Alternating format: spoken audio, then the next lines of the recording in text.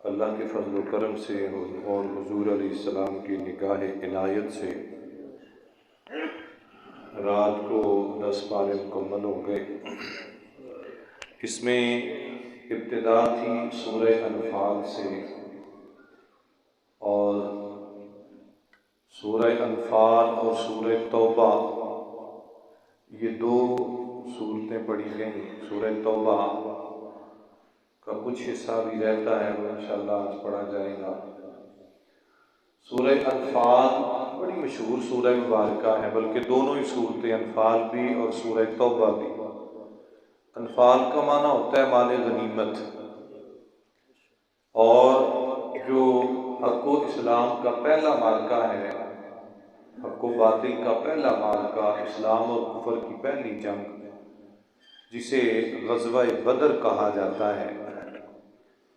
याद रखें, नबी अलैहिस्सलातु वस्सलाम की जो अदवार की जंगें हैं वो दो किस्म की हैं। एक ग़ज़वा होता है और एक सरिया होता है। ग़ज़वा उस जंग को कहा जाता है जिस जंग में रसूल करीम अलैहिस्सलाम बनफ़्स नफ़ीस खुद तशरीफ़ ले गए हों, उसको ग़ज़वा कहा जाता है। और इनकी टोटल तादाद 14 है। हुज़ूर अलैहिस्सलाम के ज़माना अक़दस में वो जंगें जिनमें हुज़ूर खुद तशरीफ़ ले गए, उनकी तादाद 14 है। इसके अलावा है सरिया। इसका जो उर्दू में जमा इस्तेमाल होती है वो सराया का लफ्ज़ आप कहीं पढ़ेंगे किताबों के अंदर मुताला करते हुए। सरिया की जमा है सराया। सराया उन जंगों को कहा जाता है कि जिनमें रसूल करीम अलैहिस्सलाम व नफ्स नफीस खुद तशरीफ़ ना ले गए हों, आपने लश्कर भेजा हो, लश्कर इस्लाम की फतह के लिए लड़ा हो, और उनकी तादाद है 43 14 ग़ज़वात हैं और 43 सरिये हैं।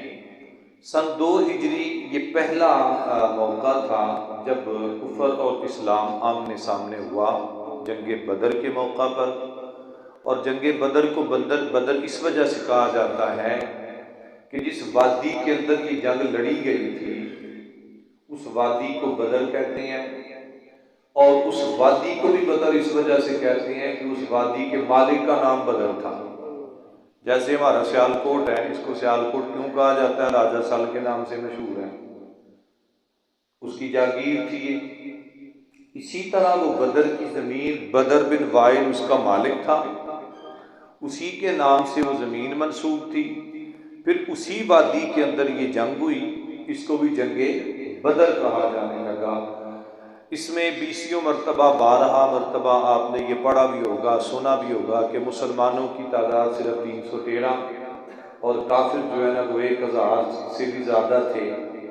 काफिरों के पास अफरादी कुव्वत भी थी, असला भी था, माल भी था, खाने पीने का सामान भी था, जबकि मुसलमानों के पास थोड़ा सा असला, 2 तलवारें, 4 ज़िरें और इस तरह दो घोड़े, 6 नेज़े, इस तरह का मुसलमानों के पास जो जंगी सामान था। पहला मौका था ये, रसूल पाक ने हुक्म दिया कि अल्लाह के दीन के लिए निकलना है।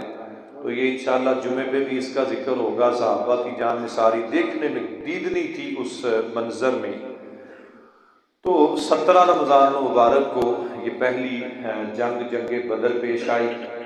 अब हुआ ये, उससे पहले जंगे बदर से पहले का उसूल ये होता था कि जो माले गनीमत इकट्ठा होता था ना, माले गनीमत उस माल को कहा जाता है कि मुसलमानों और काफिरों की जंग हो, और उस जंग के बदले में मुसलमानों को जो काफिरों का माल कब्जे आए, मुसलमानों के हाथ लगे, उस माल को माले गनीमत कहा जाता था। इस्लाम से पहले रिवाज ये होता था कि जिसने जो लूटा उसी का, जिधे हाथ जो आ गया वो दही। ये इस्लाम से पहले का रिवाज था। जब दौरे रिसालत आया, पहली जंग हुई, अच्छा खासा माल हाथ आया। अब चूंकि सहाबाए किराम को ये बात क्लियर थी कि हमारा मतमा, हमारा मरकज रसूल की ज़ात है, माल इकट्ठा हो गया तो रसूल पाक के पास आए, या रसूलल्लाह क्या करें इसका। उन्होंने ये नहीं किया कि बस खा लो, अब जी मिल गया तो खा लो। सहाबा तो इतने मुती और फरमाबरदार होते थे कि चलते चलते अबू दाऊद शरीफ की एक हदीस पाक मुझे याद आ रही है कि जब ग़ज़वा खैबर से वापस आते हैं ना, तो रास्ते में हुक्म नाजिल हुआ था, ये जो खोता होता है ना, गधा, ये पहले हलाल था। जंग खैबर से वापस आए तो रास्ते में पड़ाव किया तो हुक्म आया कि आज के बाद खोता नहीं खाना। अल्लाह के रसूल ने फरमा दिया भाई मना है। और याद रखना एक ही हदीस के अंदर निकाह मुता का भी जिक्र है और गधे का भी जिक्र है, तो ये दोनों हराम हुए थे खैबर के मौका पर। तो साहबा ने, रसूल पाक ने फरमाया भाई ये हराम है। साहबा ने अर्ज़ किया रसूलुल्लाह सल्लल्लाहु अलैहि वसल्लम हमने तो हांडियाँ रखी हुई हैं, गोश्त पक रहा है। अल्लाह के रसूल ने फरमाया वो भी नहीं खाना। तो सहाबा इकराम का तकवा देखें कि अल्लाह के रसूल ने फरमाया ना नहीं खाना, सहाबा ने वो हांडियाँ भी तोड़ दी, वो बर्तन भी तोड़ दिए कि हमें अल्लाह के रसूल ने मना कर दिया। हमें, हमारा हाल ये है कि हम बीसियों फरामीन रसूल सुनते हैं और पढ़ते हैं, परवाह नहीं होती। तो सहाबा ने पूछा या रसूल अल्लाह ये माल है, क्या करें इसका? अल्लाह के रसूल ने फरमाया ठहरो मैं अल्लाह से पूछता हूँ, क्योंकि शान नबुव्वत ये होती है कि अल्लाह की मर्जी के बगैर ना कुछ बोलता है और ना कुछ करते हैं। यसअलूनका अनिल अनफाल कुलिल अनफालु लिल्लाहि व रसूल, ऐ मेरे अल्लाह ये पूछ रहे हैं इस माल का क्या करें? तो परवरदिगार ने फरमाया ऐ महबूब ये आपसे माले गनीमत के बारे में पूछते हैं ना, तो आप कह दें अल अनफालु लिल्लाहि व रसूल, ये माले गनीमत अल्लाह का और अल्लाह के रसूल का है, बस उसकी रजा के लिए होगा।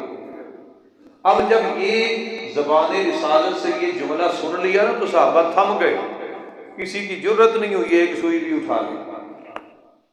इतने वो तकवा और तकवे का वो मयार थे, वो सहाबा ईमान का मयार थे। फिर अल्लाह ने उनकी निशानियां भी बयान कर कि ये कैसे लोग हैं।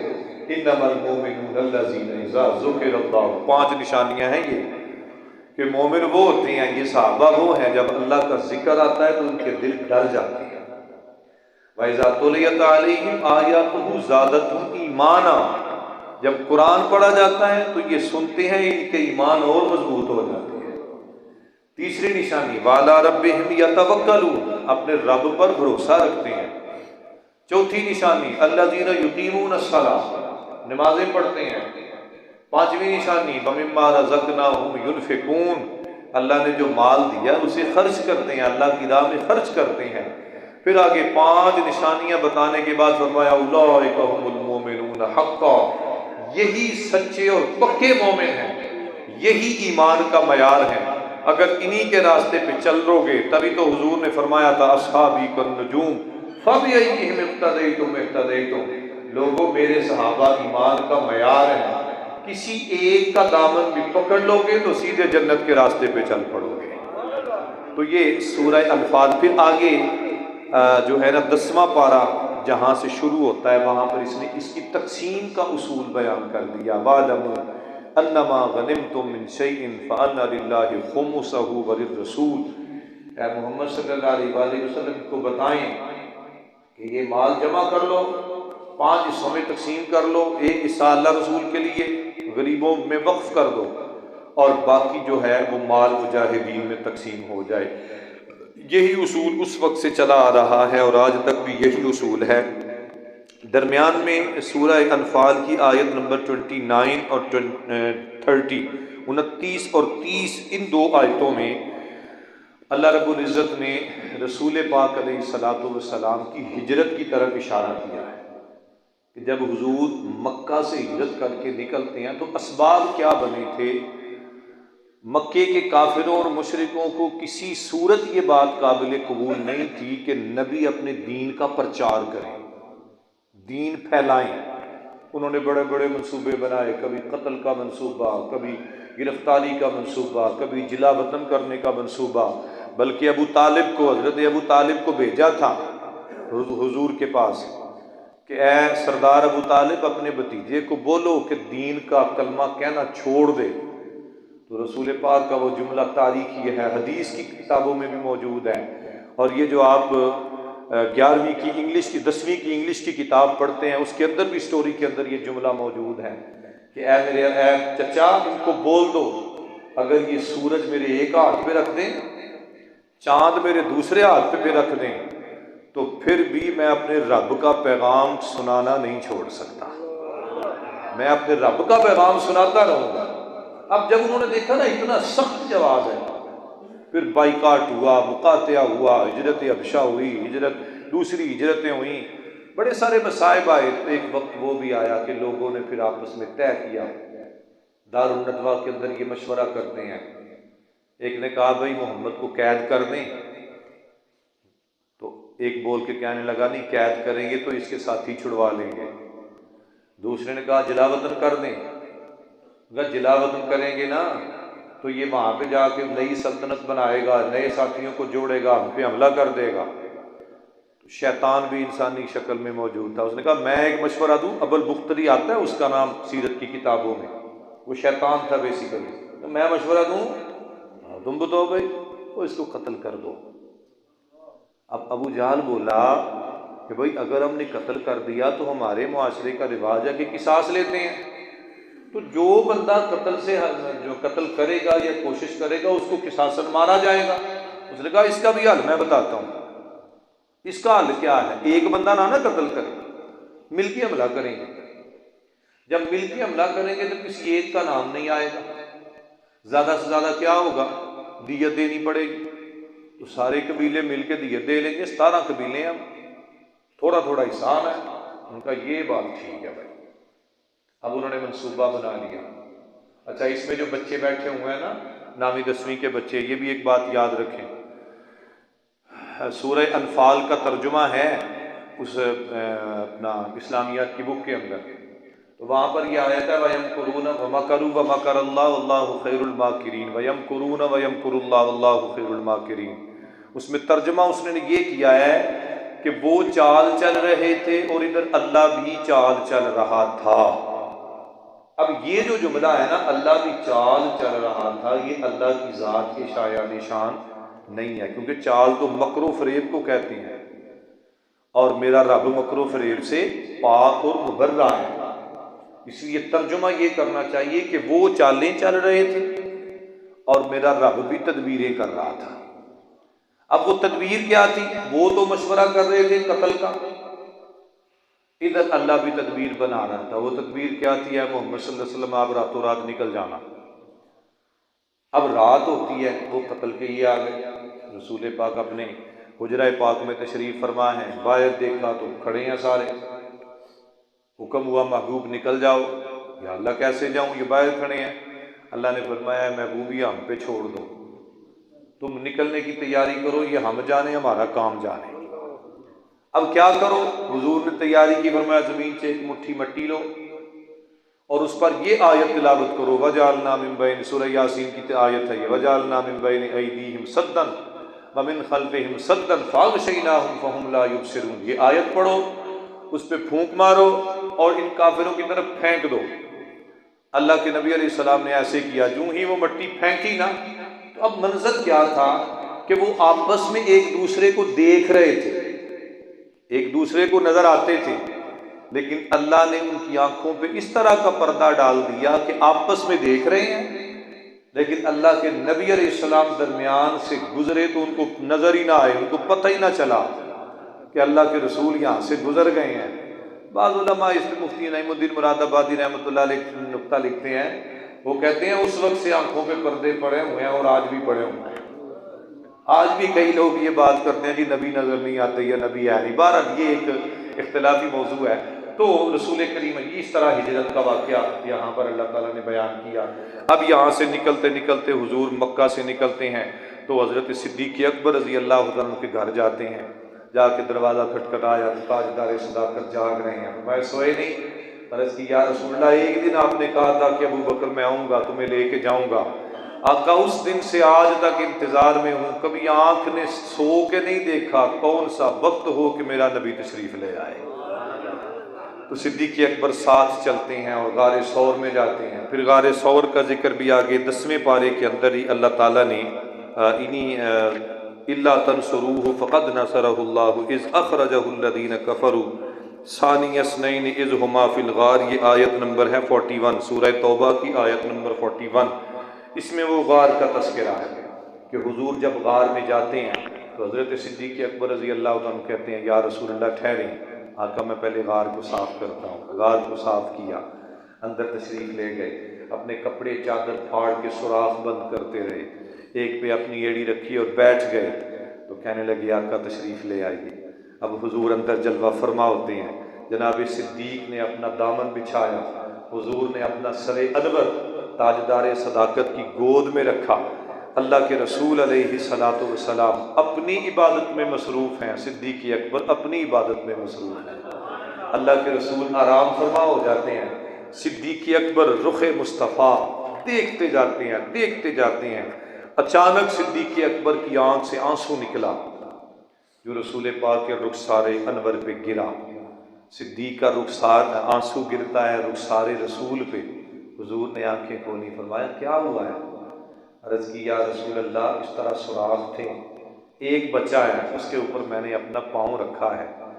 या रसूल अल्लाह सल्लल्लाहु अलैहि वसल्लम, मुझे लगता है कि सांप ने डस लिया है। और एक मरतबा नहीं या रसूल अल्लाह 11 मरतबा, बाज़ किताबों में 7 मरतबा के अल्फाज आते हैं। या रसूल अल्लाह उसने 11 मरतबा या 7 मरतबा डसा है। अल्लाह के रसूल ने फरमाया घबराते क्यों हो, कायनात का तबीब तुम्हारे पास है, इसलिए परेशान हो, अपना पाँव निकालो। सिद्दीक़ अकबर ने अपना पाँव निकाला, हुजूर ने अपना लुआब दहन लगाया, अल्लाह करीम ने सारे जहर दूर फरमा दिए। फिर मैंने यहाँ तक भी किताबों में पढ़ा है कि वो सांप सामने आया, अल्लाह के नबी ने पूछा, इसीलिए तो वो सांप जन्नत में जाएगा। अल्लामा दमीरी रहमतुल्लाह अलैह लिखा है, वो सांप जन्नत में जाएगा। हुजूर ने उससे पूछा था कि भाई क्यों कर रहे थे? तो वो सांप कहता है, या रसूलल्लाह कितना अरसा हो गया सी तुहाडे इंतजार च बैठे हैं। आका मैंने भी कहीं से सुना था कि यहाँ से अल्लाह का नबी गुजरेगा, तो मैं उसी इंतजार में था। ये मेरे रास्ते में रुकावट थी, मैं क्या करता? मैंने सोचा था कि आज मौका है कि क्यों रुकावट है। अब उसका अपना मोहब्बत का अंदाज था, सिद्दीक़ अकबर का अपना मोहब्बत का अंदाज था। तो ये तज़किरा जो है ना सूरह तौबा के अंदर। अच्छा, एक बात इसमें और ज़हन नशीन रखें, सारी सूरतों के शुरू में बिस्मिल्लाह शरीफ है, सूरह तौबा के शुरू में नहीं है। ये यहाँ पर भी नहीं लिखी हुई, जब भी कुरान पाक खोलते हैं तो ये नहीं है सूरह तौबा के शुरू में बिस्मिल्लाह शरीफ। इसकी क्या वजह है? अच्छा, एक और जो है ना वो कुरान पाक में 114 सूरतें हैं। अब इस सूरह मुबारका को निकाल कर बाकी तमाम सूरतों के शुरू में बिस्मिल्लाह शरीफ है, लेकिन फिर भी कुरान पाक में बिस्मिल्लाह शरीफ की तादाद भी 114 ही है, हालांकि इस सूरत के शुरू में नहीं है, 113 होनी चाहिए, लेकिन फिर भी 114 है। उसकी वजह यह है कि 19वें पारे सूरह नमल में मुस्तकिल एक आयत है, इन्नहु मिन सुलैमान व इन्नहु बिस्मिल्लाहिर्रहमानिर्रहीम। उस आयत को शामिल करके तो बिस्मिल्लाहिर्रहमानिर्रहीम कुरान पाक में 114 मरतबा हो जाती है। अब इसके शुरू में सूरह तौबा के शुरू में क्यों नहीं है जो है ना बिस्मिल्लाह शरीफ? इसकी क्या वजह है? इसकी वजह यह है कि सूरह तौबा के अंदर यहूदियों की साजिशों का जिक्र है, काफिरों की साजिशों का जिक्र है। मसलन मैं एक आयत आगे पढ़ रहा हूँ जिसमें अल्लाह ताला फरमाते हैं, फ़क़्तुलुल मुशरिकीन हैसु वजदतुमूहुम वख़ुज़ूहुम वहसुरूहुम वक़उदू लहुम कुल्ला मरसद। अल्लाह फरमाते हैं इन यहूदियों को कत्ल करो, जिथे भी लब जाओ, जिथे लब्बे था मार छड़ो। आसान और सादा तर्जुमा, कितना सख्त हुक्म है, और ये 1400 साल पहले का है।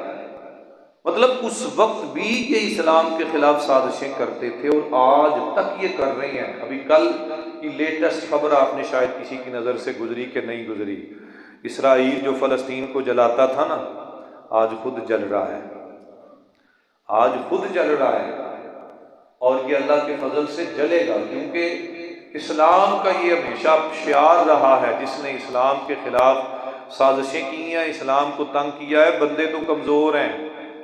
अल्लाह भी कहता है अल्लाह न खफ़फ़ल्लाहु अन्कुम व अलिमा अन्ना फ़ीकुम ज़अफ़ा, हूँ तुसी ढिले हो गए हो। ये कुरान कहता है, ये कुरान ने एक मयार दिया है कि पहले तुम्हारा हाल ये था कि तुम 100 होते थे तो 1000 पे गालिब होते थे, पहले इस्लाम का मयार थे। अब क्या है?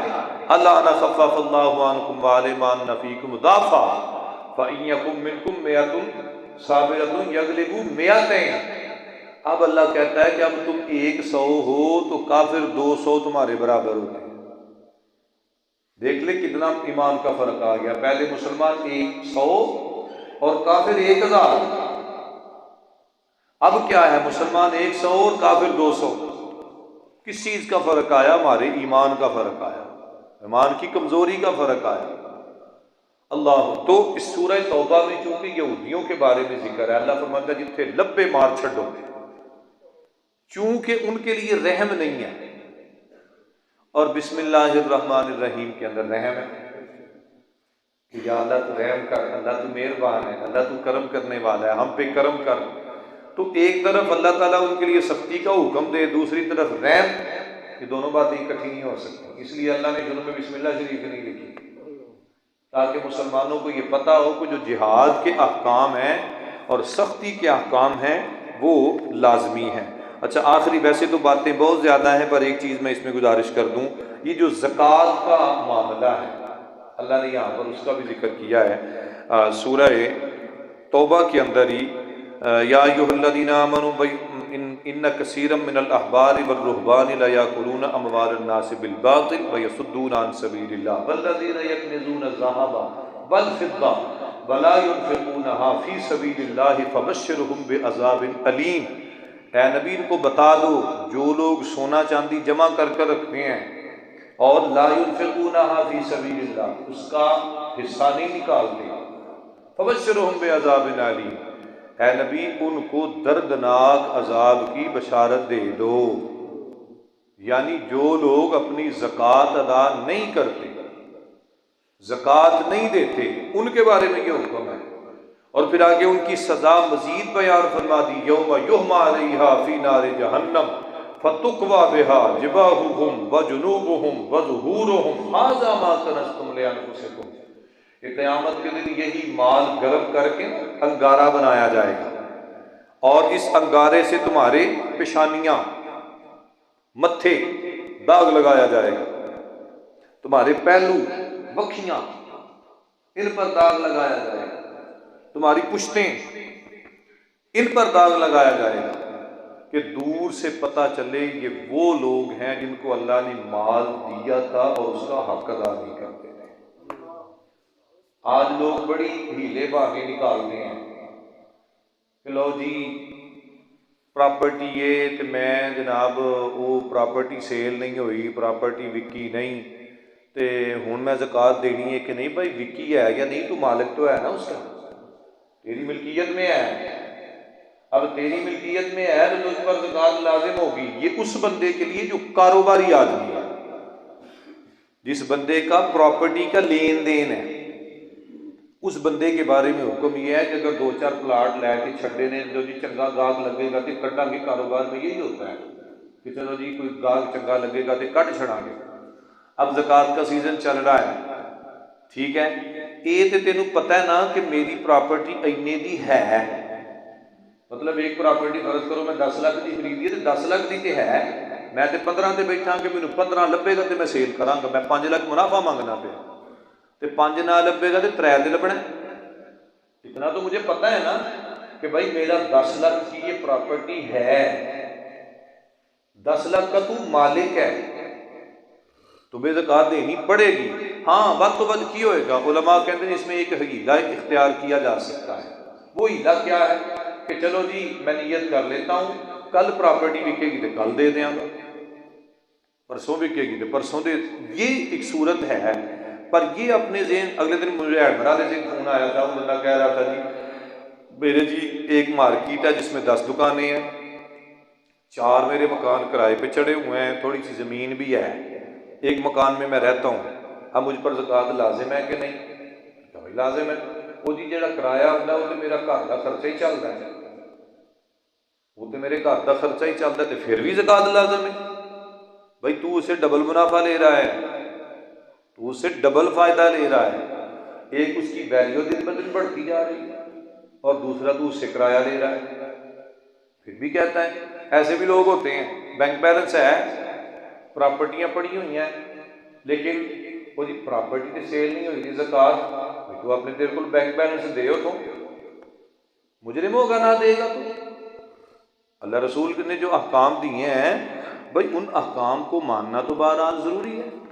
फिर आगे अल्लाह ने मसारिफ़ ज़कात बयान फरमा दिए, इन्नमा सदक़ातु लिल-फ़ुक़राኢ वल-मसाकीन वल-आमिलीन अलैहा वल-मुअल्लफ़ति क़ुलूबुहुम, फ़कीरों मिस्कीनों के लिए, ज़कात के महकमे के मुलाजिमों के लिए, तालीफ़ क़ल्ब के लिए, ग़ुलाम आज़ाद करने के लिए, मक़रूज़ों के लिए, ऐसे लोगों को ज़कात दी जा सकती है। मेरे भाई ये तो इसको खोलेंगे तो इसमें बड़ा कुछ निकलेगा, बड़ी बातें हैं इसमें कुरान मजीद के अंदर। कभी हम कुरान के करीब तो आएँ। और मैंने अपनी ज़िंदगी में एक तजर्बा किया है, हम जब मुसल्ले पे पढ़ते हैं ना, ये उस बंदे के लिए होता है कि जो इसके साथ वाबस्ता हो। इतनी मसाइल ज़हन में आ रहे होते हैं उस वक्त, इतने मसाइल ज़हन में आ रहे होते हैं। पीछे जो इमाम जो मुक्तदी खड़े होते हैं ना, उन्होंने तो बस एक गल का पता, इमाम साहब खलोते ने, असी खलोते हैं। लेकिन जो साहिब इल्म बंदे होते हैं ना, जिनको मसाइल का पता होता है, उन्होंने इस चीज़ को भी मद्देनज़र रखना होता है कि ए रकात वड्डी ना होवे ते ए छोटी ना होवे, इत्थे केड़ा मसला आ रहा है, इत्थे केड़ी रिवायत है, इत्थे केड़ा कानून अप्लाई होता है। ये बड़ी सारी बातें ज़हन में होती हैं उस वक्त। तो हम जब पढ़ते हैं ना तो खुदा की कसम ऐसे होता है कि पिछले साल जो पढ़ा था और इस साल पढ़ रहे हैं तो नई बातें अल्लाह ज़हन में डालता है, नई से नई चीज़ें ज़हन में आती हैं। मैं जब कैरियर शुरू किया ना पढ़ाने का, तो हमारे साथ एक कारी साहब से सुबह दरस होता था, तो मैंने कहने लगे जी सारियां गल्लां सुना छड़ते हो, कल वास्ते भी रखा करो। तो मैंने कहा कारी साहब कितने रब से ना शुक्रे हैं, जिस रब ने आज बातें दी हैं ना वो रब कल भी देगा, उसके लिए कौन सी मुश्किल है। तो ये शैतान करता है, और ना ज़कात ना करनी, घट जाएंगे पैसे, वो घट जाएंगे पैसे। तो ये सोचें जिस रब ने आज दिया है वो रब कल भी देने पे कादिर है, ये उसकी कुदरतें हैं। अल्लाह ताला हम सबको अमल की तौफीक अता फरमाए। अल्लाहुम्मा सल्लि अला सय्यिदिना व मौलाना मुहम्मदिन व बारिक व सल्लिम अलैहि। अल्लाहुम्मा अंतस्सलाम व मिनकस्सलाम व इलैका यरजिउस्सलाम। हय्यिना रब्बना बिस्सलाम व अदखिलनल जन्नत दारुस्सलाम। तबारक रब्बना व तआलैता या ज़ल जलालि वल इकराम। रब्बना तक़ब्बल मिन्ना सलातुल फ़ज्र मा जमाअतिल मुस्लिमीन कमा तक़ब्बलत मिनल अंबिया'i वल मुरसलीन। मौला करीम नमाज फ़जर और दर्स व तदरीस का सिलसिला आसानियाँ पैदा फरमा, हम सब की हाज़िरी कबूल फरमा। अल्लाह दीन की समझ, फ़हम और अमल की तौफ़ीक़ अता फरमा। हमारे जितने अजीज़ रिश्तेदार दुनिया से चले गए सब की बख्शिश फरमा, बीमारों को शिफा अता फरमा, दुखियों के दुख दूर फरमा। मेरे मालिक जिन दोस्तों ने दुआओं के लिए कहा है मौला करीम सब की दुआएं कबूल फरमा। माह रमज़ान का अशरा रहमत इख्तिताम के करीब है, मौला करीम इसकी रहमतें अता फरमा। रब्बिग़फ़िर वरहम व अंत खैरुर राहिमीन। व सल्लल्लाहु तआला अला हबीब खैरि खल्क़िही सय्यदिना व मौलाना मुहम्मद व अला आलिही व अस्हाबिही अजमाईन बिरहमतिका